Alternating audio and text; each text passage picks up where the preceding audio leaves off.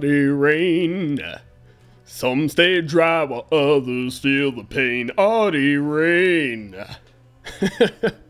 What is up, my viewers? Time again for another World of Tanks gameplay commentary. This time it is going to be something a little different, not only because it is one of my replays, since I seem to do a lot of your guys these days, but it is also an Artie match in my Object 212A. Well, it's no longer the Object 212, it's just the 212 Alpha. And I have to say, when I played this artillery piece, I was not too fond of it, not in the slightest. I was a very unhappy camper. And for those of you who have played this artillery piece, especially before it got nerfed and before all the changes came to Artie, I mean, it just became sort of painful to play, and if you adapt it properly, you could definitely play it. One of those adaptations you're going to see me playing here, and yes, I tripped over my own tongue a little bit there, is firing mostly gold high explosive shells. Is it expensive and cheap at the same time? Yes, it's expensive because it puts a huge tax on my credit income, but it also is cheap in the fact that, well, I'm firing premium shells in order to get more damage out. Beneficial for my team, not so much for the enemy, and as if anything was any indication, I mean, I've already talked enough about premium shells in previous videos, but certainly one thing that can be frustrating to fight against right here, aiming right where I see all those medium tanks going, trying to get myself in position to get a few shots off. I am locked and loaded, and no, if you're wondering if I'm using that Artie mod, you will see throughout this entire match, I am not. Right here, I'm not quite sure what's going on with the game. It looks like the mods, for whatever reason, are messing with the targeting arrow, but the circle is right. As you can tell, more than likely, the circle is where I'm actually aiming. That line, that direct fire line, is certainly off in this replay for whatever reason or other. But let's just do our best to compensate for that in the commentary here. So for the record, for the rest of this commentary, that line indicating where I'm aiming, not so accurate. Where the circle is, definitely more so. Trying to provide some fire support for my teammate right there as they push up. Got a good hit on that STB-1 right there early on, over 780 points of damage. First blood going to the enemy team, however, but we are still ahead in hit points, so certainly able to make up for that here in just amount of hit points not lost. Enemy Leopard PTA getting taken out by our 215 Bravo, and this enemy E100, just a very nice and tempting target as I aim in on him, taking basically shots of opportunity, as you often have to do with artillery. For some reason, the targeting circle no longer being visible, but as you can tell right there, not really a huge deal considering, well, RNG gave me a bad roll. Artie, I will say it now, I'll say it forever, definitely a lot of luck. There is some skill. And I know there's a lot of Sky Cancer haters out there, but there is some skill involved in Artie. You got to be able to read the map, recognize targets of opportunity, and determine where your support is needed most for your team. Also, you have to determine where to aim, and you've got to make a lot of decisions. There are leading the shots that can, leading the target shots that can be made, and just so on and so forth. But when it comes down to it, artillery is a lot of luck as well, and so no matter how good of an artillery player you may be, and for some people that they might consider that a contradiction, but it always comes down to RNG in the end. And as you can tell, I took my attention away from the north where that enemy A100 was, where all those other enemy tanks were located, because I determined my team very much was in need of artillery support in the south. They needed some rain of pain to come to their aid. Just too many enemy tier 10s pushing in on too many of our tier 9s. Certainly not able to hold them off without a little bit of support right here. Looking to aim in on this IS-7 or this E-50, and we'll see very shortly where my round goes. I was aiming right at that E-50.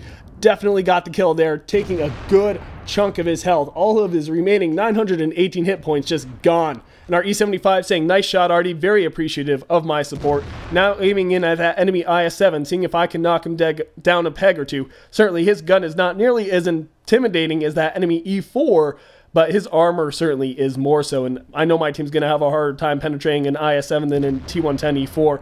And that IS-7 certainly has a faster rate of fire. I do believe his DPM is higher. Right here, I even ping, saying, hey, I'm going to smack this IS-7 up for you guys a little bit. The Object 268, been nerfed pretty hard in recent patches. Definitely not so large of a threat anymore. Knocking 775 off that IS-7, softening him up quite a little bit, and maybe make him rethink his life decisions here. But my team doing very well in the north. We are holding the line very solidly in the south as well, just showing the importance of lighting up for Artie. If you are at a disadvantage and you know Artie is supporting you, don't drive out there. Just do your best to keep the enemy team lit and keep yourself as safe as possible while doing so. If you aren't sure if Artie is reloading, if they are not a good Artie, they will not let you know when they're ready to fire. If they are, they'll let you know what your reload times are. Right there, I pinged, I had 15 seconds left. They'll let you know when they're ready to fire, and they'll be there to support you when you light up the enemy team. Right there, killing that 4502 Bravo, a very strong frontal armor vehicle ever since one of the patches. It wasn't... I believe that was 9.3 or 9.2, something of the sort. It was one of the 9-point-something patches where the 4502B went from being a laughingstock to an actual threat. Our team doing a very good job of rolling in on the base. Still in a lot of trouble in the south here. Just 2 E75s and an E5 trying to hold off a tier 10 onslaught. But still, doing very well for myself. Over 3,500 points of damage dealt, and only 2 kills, but with Artie, it's really not all about the kills. It's about allowing your team to get the kills. If you can knock a gun out of the game, I'm all for it, but at the same time, your job is very important to soften up those hard targets to let your team take them out very easily. But I'm right here, I'm complimenting my team, saying awesome job on the lights. 4,333 points of damage dealt that have been registered. All that remains on the enemy base is a Waffentrager E100. And here I'm saying, good job guys, keep holding that line, keep those enemy vehicles lit up. The 268 falling back quite significantly. Still trying to support the southern push a little bit, but there's really no southern push left to speak of. Mostly because I stopped it dead in its tracks with just thousands of points of damage dealt by my artillery piece. And the enemy IS-7 going gay. Just very upset with Sky Cancer. And right here, this 268 definitely making himself an easy target. That Waffentrager E100 sounding like he had that 15 centimeter by those huge Doom cannon fires.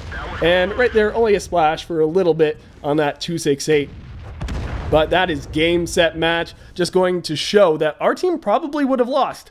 Good Artie support can be a difference maker, a very strong difference maker in a match. We would have easily lost that southern flank if I was not a good artillery piece, if I had not relocated to my, or reorientated, that is the proper term, my attention to the south and supported our team. They would have easily been overrun, no two ways about it. But because I was a good Artie player, our south was able to hold, and the enemy team didn't rush on our base. It would have probably been a cap or been a draw had it not been for my artillery support. And I mean, like it or not, the Reign of Pain is here to stay. And you just got to learn how to adapt. On maps like this, it's very hard. It's very open. Honestly, your best bet is to stay mobile. But in the moment you stay still, you are just asking Artie to rain a shell on the top of your tank. Other maps, there is cover from Artie. So you got to just learn where Artie typically goes and where the Artie safe spots are located. But enough of preaching about that. Let's just go to those post-game stats, see how I did, and wrap this one up. Okay, so here we go. Post-game stats, Mastery Badge Ace Tanker. Very happy with that because I had not yet earned it before this match, and now that I have my 261, I certainly want to earn Mastery Badge Ace Tanker on as many vehicles as I can. And Bruiser, that's common. I mean, let's face facts. When you shoot someone as Artie, you're gonna break something. But Gore's Medal, that is not so common, and you have to do 10 times your hit points and damage with an Artie. And when RNG doesn't favor you pretty consistently, I mean, conspiracy theory or not, get out your tinfoil hats. There are several players who believe that players with better stats are less favored by RNG on a more common occurrence. So basically what that means is the better you are, the less RNG is going to give you good rolls. There are some people who religiously believe that, and there's some people who have looked into it and tried to prove it and say they have. I'm going to try and remain neutral in my videos on that. I have my own beliefs, but I'm not going to try and be... yeah, let's just forget I even brought that up. But as you can tell, earning myself quite a bit of damage, quite a bit of experience, but it was a ×5, and quite a bit of credits. But even with those credits earned, I still netted negative 3,835 because of firing nothing but high explosive gold. Still, very impressive, over 5,140 damage. Now, if you were paying attention to the replay and that mod, it said I did high 4,000s, and you're like, where'd that extra damage come from? Well, that mod doesn't count unspotted splashes, so when I hit the SB1, I actually hit that Leopard one as well for 342 damage, and there might have been a couple others in there as well. But in the end, just mods aren't perfect. They can't account for everything. But post-game has all the information. It is Big Brother. It is always watching, always keeping track of everything you do. and just very happy with my performance overall, performing top of my team in both experience and damage.